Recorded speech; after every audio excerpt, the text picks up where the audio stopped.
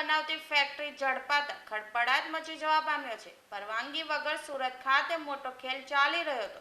કોસ્મેટિકની આડમાં allopathic દવા બનાવવામાં આવતી હતી। ગાંધીનગરના ખોરાક અને ઔષધ નિયમન તંત્ર દ્વારા રેડ કરી કૌભાંડ ઝડપી પાડ્યું હતું।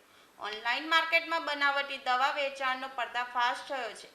ઉપરાંત કોસ્મેટિકના 11 મળી કુલ 14 નમૂના લઈ તમામ નમૂના ચકાસણી માટે મોકલી આપવામાં આવ્યા છે। લિંબાયત ઝોનની બાજુમાં જ આયુષી એન્ટરપ્રાઇઝ દ્વારા આ કૌભાંડ ચાલતું હતું। બનાવટી દવા એલોપેથિક દવાનું લેબલ લગાડી ઓનલાઈન વેચાણ કરતા હતા। તંત્ર દ્વારા શંકાસ્પદ એલોપેથિક દવાના નમૂના લઈ 30 લાખની કિંમતનો બનાવટી એલોપેથિક દવા અને કોસ્મેટિકનો મુદ્દામાલ જપ્ત કરી વધુ તપાસ હાથ ધરી છે।